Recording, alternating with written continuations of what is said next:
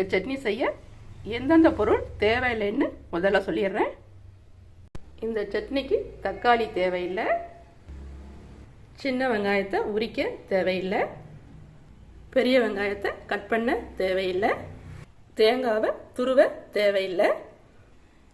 இது எல்லாம் இல்லாமலே சட்னி ஈஸியாக செய்ய முடிய சட்னி தாங்க 1 மினிட் சட்னி. 1 மினிட் சட்னி செய்ய தேவையான பொருட்கள் இதுதான். இந்த அளவுகளை மிக்ஸ் பண்ணும்போது சொல்கிறேன். வாங்க பவுலில் மிக்ஸ் பண்ணிடலாம். முதல்ல மிளகாத்தூளை மிக்ஸ் பண்ணிக்கலாம். அடுத்தது மல்லித்தூள், அடுத்தது ஜீரகத்தூள், அடுத்தது சால்ட், அடுத்தது 5 பல் பூண்டு தட்டி வச்சுருக்கேன், அதையும் சேர்த்துக்கலாம்.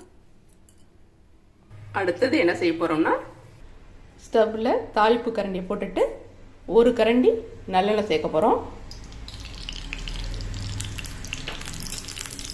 நல்லெண்ணெய் நல்லா ஹீட் ஆகிடுச்சு. அடுத்தது இந்த நல்லெண்ணெயை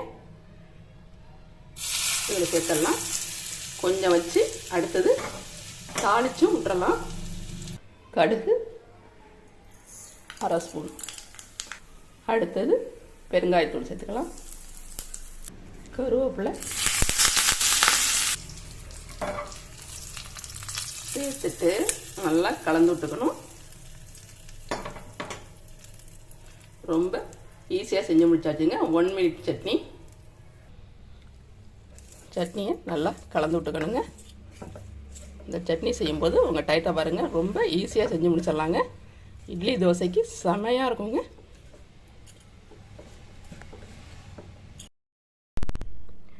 நீங்கள் டெய்லி 5 இட்லி சாப்பிட்றதா இருந்தால் இந்த சட்னிக்கு 5 இட்லி பத்தாதுங்க, 10 இட்லி சாப்பிட ஆரம்பிச்சிடுவீங்க. இந்த சட்னிக்கு பார்க்கும்போதே செமையாக இருக்குல்ல, இன்னும் சாப்பிடும்போது சுவையாக இருக்குங்க.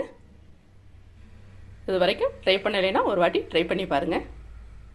சமையலோட பேசிக் தெரியணும்னா திருவாரூர் சுபா சமையலை சப்ஸ்கிரைப் பண்ணிக்கோங்க. உங்கள் ஃப்ரெண்ட்ஸுக்கும் உறவினர்களுக்கும் ஷேர் பண்ணுங்கள்.